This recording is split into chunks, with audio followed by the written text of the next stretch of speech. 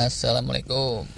Habis video Hallmarks of Aging, cocok nih sekarang kita bahas telomere attrition atau penipisan telomer yang merupakan salah satu penanda penuaan. Yuk pertama mesti tahu telomer itu apa. Maaf nih, kali ini rada ilmiah, tapi ini ilmiahnya kelas biologi SMP sih sebenarnya, kelas 1.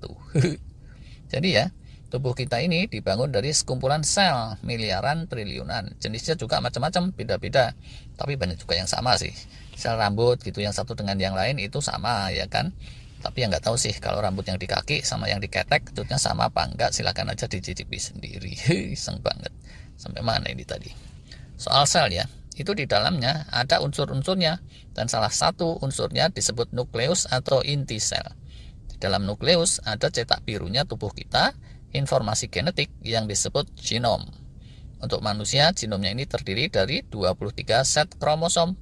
Dalam setiap kromosom itu ada sepasang untaian DNA, dan rantai DNA ini terdiri dari ribuan genes. Kayaknya gitulah kira-kira, sekedar pengulangan dari pelajaran biologi SMP. Nah, biolog tahun 30-an ada yang penasaran tuh, kok ini 23 kromosom misah ya, nggak saling nyatu aja gitu.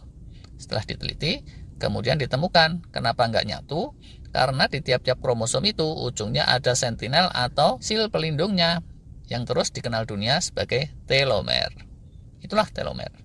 Makin diteliti, kemudian dipahami bahwa seiring usia, telomer ini makin memendek atau menipis. Kalau yang cepat tua, memendeknya cepat. Kalau yang awet muda, memendeknya lambat.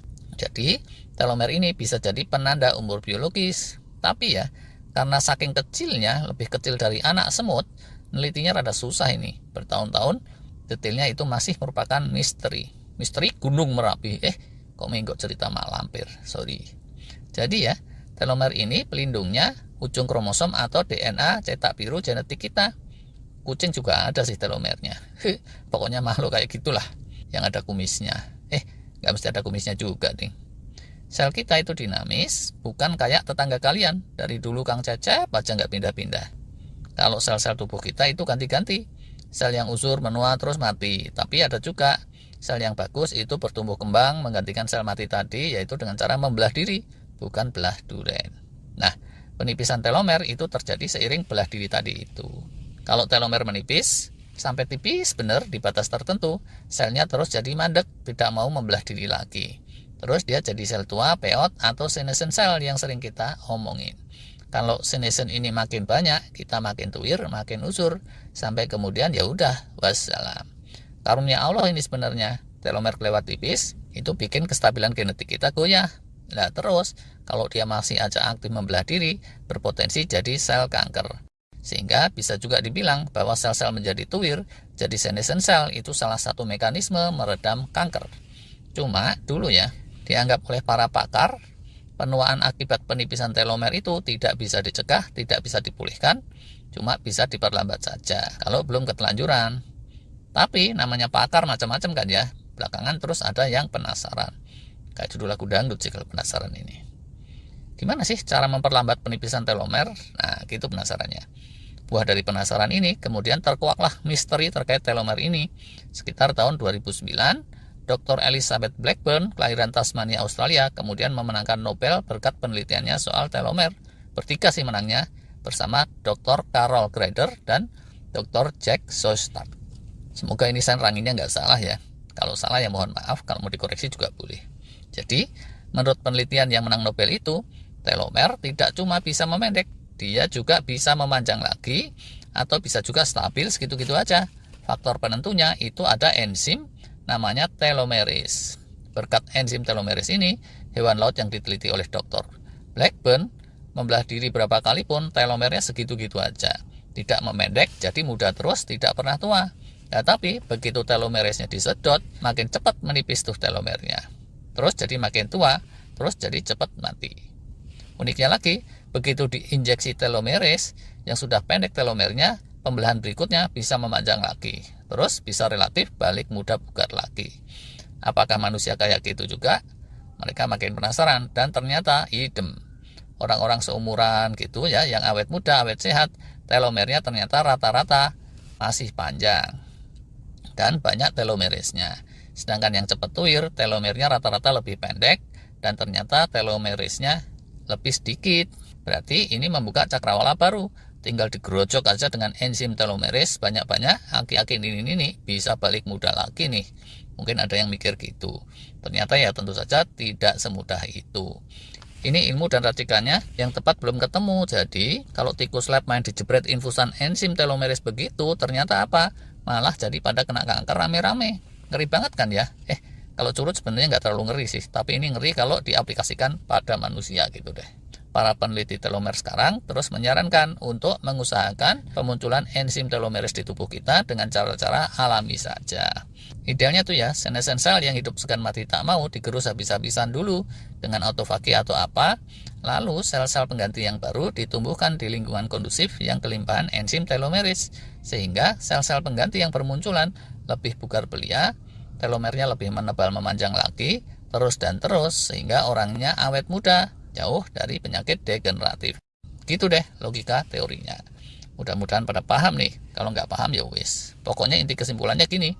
Kalau telomer kromosom sel-sel kita itu rata-rata relatif lebih panjang dari handai tolan seumuran, berarti kita awet muda. Kalau lebih pendek tipis, kita cepat tua. Gitu deh. Kalau pengen yang lebih ilmiah lagi, silahkan cari sendiri. Pokoknya kita di sini sudah nemu kata-kata kuncinya. Telomer attrition, sama enzim telomeris. Ngomong-ngomong, gimana sih caranya supaya telomer kita awet? Penelitian ke arah sana masih jalan terus, tapi dari Dr. Blackburn dan kawan-kawan ada beberapa hints serta saran-saran. Pertama itu ya, stop ngerokok. Cerutu juga jangan, lisong juga jangan, atau nggak cuma rokok lah.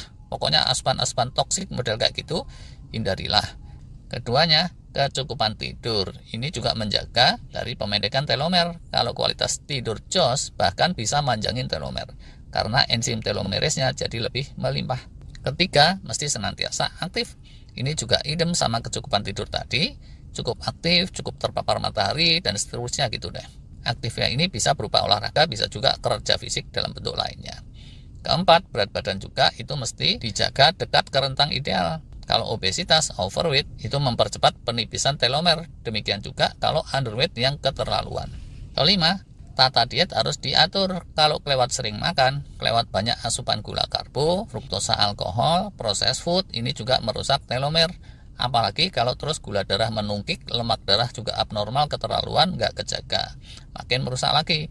Di ekstrim lain, kalau puasa fasting kelasnya sampai gizi buruk atau stres berat, itu juga merusak telomer. Keenamnya, makanan atau suplemen tertentu itu juga bisa jagain telomer. Belum sahih penelitiannya, tapi beberapa yang sering disebut antara lain vitamin C, polifenol, antosiamin, paprika merah, selada, dark coklat, beri tertentu, kayak gitu deh. Ketujuh, pengelolaan stres yang tepat ini juga penting. Dan ini terkait dengan pengelolaan pikiran. Stres itu bisa nggak apa-apa, bahkan bisa bagus kalau disikapi dengan tepat. Contoh nih ya, sama-sama laris kenceng-kencengnya, banjir adrenalin buat si kancil yang bernama Eis, ini stres berat yang negatif. Tapi buat singa yang nguber dia, yang namanya Paimin, ini stres positif. Lah, maka jadilah singa itu. Walah, min.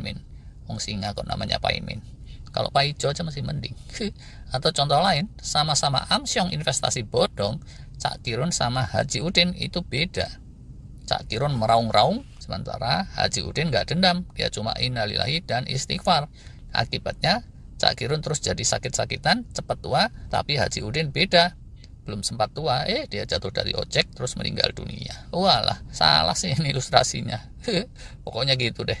Udah dulu ya, terima kasih.